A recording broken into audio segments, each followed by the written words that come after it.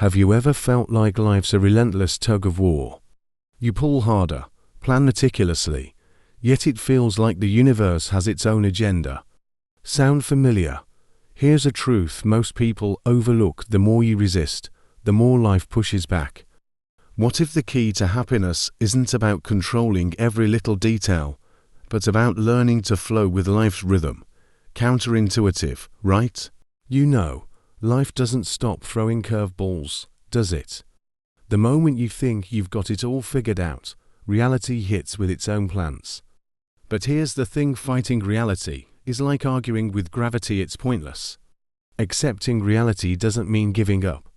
It means stepping back and seeing things as they are. Imagine being stuck in traffic. Instead of pounding the steering wheel in frustration, why not listen to an inspiring podcast or call a friend? Acceptance is the doorway to peace. Some folks think accepting reality is weak, but it's quite the opposite. It takes guts to face life head-on, without filters or rose-tinted glasses. Say someone's struggling financially. Complaining won't pay the bills, but accepting the situation can spark clarity. From there, they might start budgeting, looking for opportunities, or even learning new skills. Acceptance clears the fog of denial. Think about ancient Stoic wisdom. Epictetus once said, "It's not what happens to you, but how you react to it." Someone receiving harsh feedback at work could either spiral into self-doubt or take it as an opportunity to improve. Acceptance is like a lens that brings the blurry into focus, helping you see what's really in front of you. Of course, there are tough pills to swallow. Losing a loved one, facing rejection, or dealing with failure isn't easy, but denial only prolongs the pain. Acceptance is a slow, sometimes agonizing process, but it transforms pain into growth. When you embrace life's harsh truths, you start finding meaning even in heartbreak.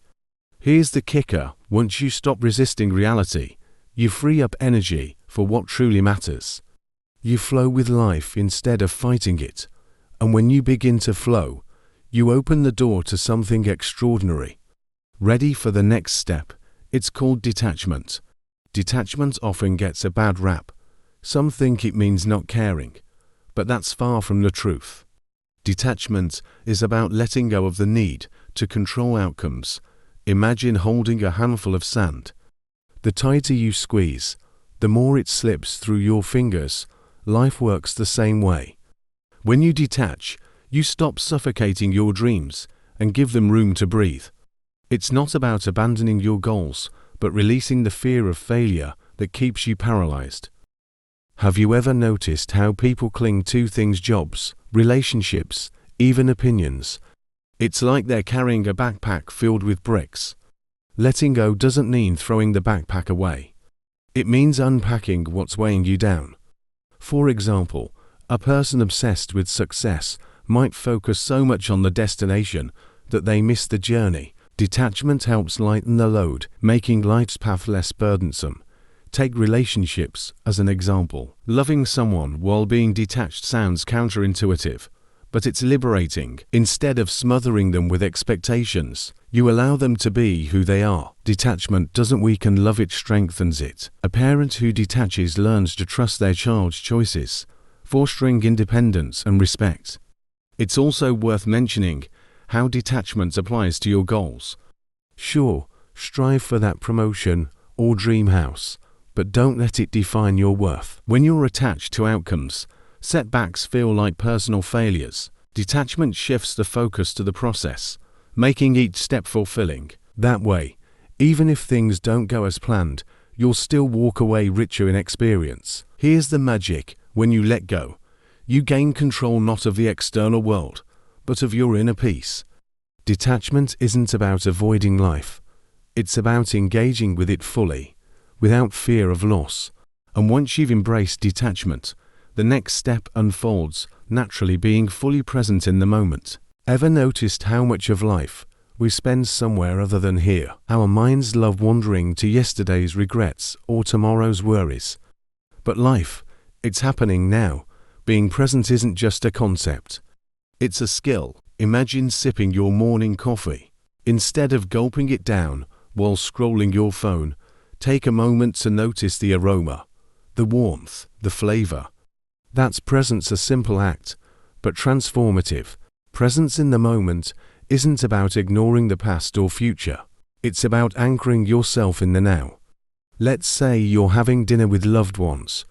Are you really there, or is your mind replaying work stress? Practicing presence means putting distractions aside and tuning into what's in front of you. It deepens connections and makes every moment feel fuller. One way to cultivate presence is through mindfulness practices. Meditation is great, but let's keep it practical. Try setting a timer for 5 minutes and focusing on your breath. Feel the air enter and leave your lungs. If your mind drifts, gently bring it back. Small habits like this help you reclaim moments that might otherwise pass unnoticed. Presence is especially powerful during tough times. Let's say you're dealing with a difficult conversation. Instead of mentally rehearsing comebacks or escaping into frustration, try being fully there. Listen actively, notice your emotions, and respond thoughtfully. Presence turns challenges into opportunities for growth. The beauty of presence is that it slows down time. When you're truly in it, even ordinary moments feel extraordinary. And when you live like this, you begin to notice something else emerging, a state of balance and calm called equanimity. Life has a way of throwing us off balance, doesn't it? One moment, everything's smooth sailing, and the next, it's chaos.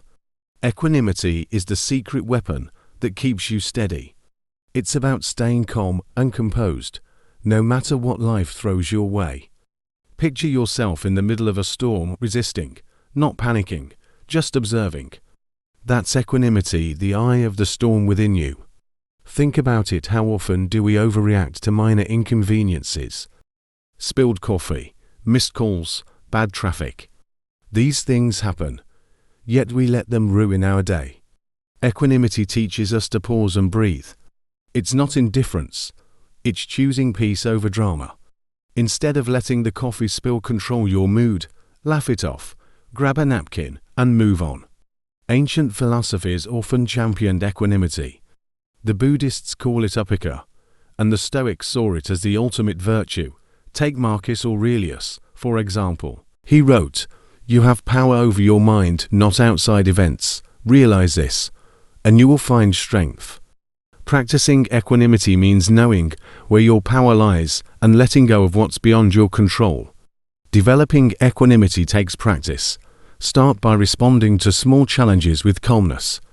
When someone cuts you off in traffic, resist the urge to honk or mutter under your breath. Instead, smile even if it's forced and remind yourself it's not worth your peace. With time, you'll find this calmness extending to bigger challenges. Equanimity isn't just about surviving chaos, it's about thriving in it. When you cultivate this inner balance, you'll notice a natural flow to life. And that flow, it's not something you force. It's something you trust. Up next, trust in the flow of life. Trusting the flow of life sounds poetic, doesn't it? But let's be real, it's not always easy. When things fall apart, the instinct is to grab the reins and wrestle for control. Yet, life often works best when we stop resisting and start trusting. Imagine a river. It doesn't fight its course. It just flows. Trusting life means knowing that even when the water gets rough, it's carrying you exactly where you need to go. Think about how many times you've worried endlessly over something, only to realize later that it worked out just fine or even better than expected. Maybe you didn't get the job you wanted, but it led to a better opportunity. Trusting the flow of life doesn't mean being passive. It means knowing that, while you can paddle, the current has its own wisdom. A practical way to develop trust is to start small. Set an intention for the day, maybe to focus on gratitude and see how life aligns with it. For example, you might find yourself appreciating things you'd normally overlook: a smile from a stranger, a beautiful sunset, or even a moment of silence. These little synchronicities build your confidence in life's natural flow. Trust doesn't mean avoiding action. It means acting with faith, not fear. If you're faced with a big decision, Trust that life has equipped you with the tools you need to make it. Sure, you might stumble, it's part of the journey. But each misstep teaches you something valuable. The flow isn't perfect, but it's purposeful. Here's the beauty of trusting life: it frees you from unnecessary worrying. When you let go of what you can't control, you create space for peace, clarity, and growth. And as you flow, something remarkable happens. The weight of suffering begins to lift. Up next, reduction of suffering. Let's face it, suffering is inevitable. But what if I told you that a significant part of it is optional? Most suffering doesn't come from the events themselves, but from the stories we tell ourselves about them. A tough breakup feels unbearable just because of the loss, but because of the inner dialogue: was I not enough? Will I ever find someone else? When you recognize this, you realize suffering can be minimized by shifting your perspective. Imagine carrying a heavy backpack. Each stone represents a resentment, fear, or grudge. Now picture yourself setting it down. That's what reducing suffering feels like. It's about releasing what doesn't serve you. For instance, if someone cuts you off in traffic, instead of fuming, shrug it off. Life's too short to carry that extra baggage. One practical step to reduce suffering is practicing gratitude. It's not just a cliche, it's a superpower. Try this every night. Write down 3 things you're grateful for, big or small. Over time, you'll notice your focus shifting from what's missing to what's present. Gratitude isn't just a feel-good trick. It rewires your brain to see life's abundance. Compassion also plays a huge role. When you're kind to yourself and others, you stop adding unnecessary layers to your pain.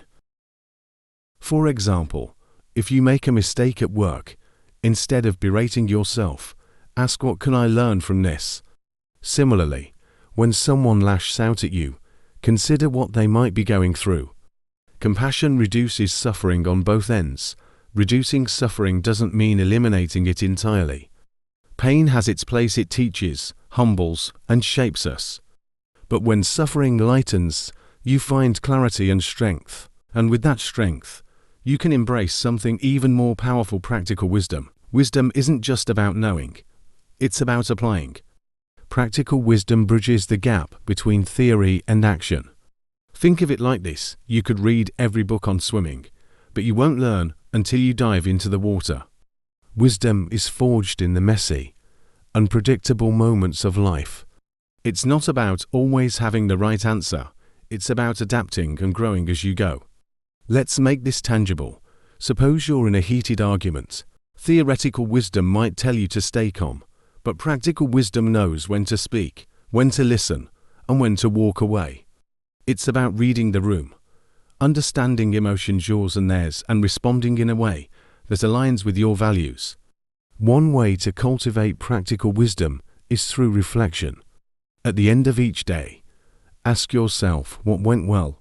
What could I have done differently? Over time, these little insights add up, shaping your decisions and sharpening your judgment. Practical wisdom thrives on experience. It's learned, not inherited. Mentors and role models are invaluable sources of wisdom. Think of someone you admire. How do they handle challenges? Maybe they practice grace under pressure or approach problems with curiosity. Observing their actions can offer a blueprint for your own growth. Remember, wisdom often starts with emulation. Practical wisdom isn't about perfection. It's about progress. It's the ability to take life's lessons and weave them into something meaningful. And when you live with wisdom, you discover something profound. Happiness isn't a destination, it's a byproduct of how you navigate the journey.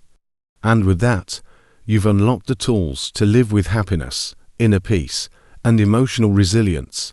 Now that you've explored these powerful ideas, what's stopping you from putting them into practice?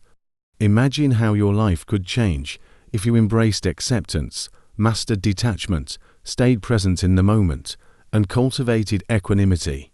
What would it feel like to truly trust the flow of life, reduce suffering, and live with practical wisdom? Could this be your moment to step into a life filled with happiness, inner peace, and emotional resilience? Ask yourself, what's one small shift you can make today? Maybe it's letting go of a grudge, spending 5 minutes in mindful breathing, or simply trusting that life's challenges have a purpose. The journey starts with a single step. Are you ready to take it? If you found this enlightening, subscribe to the channel and hit that notification bell. Let's continue this journey together, one thought, one moment, one step at a time. See you in the next video.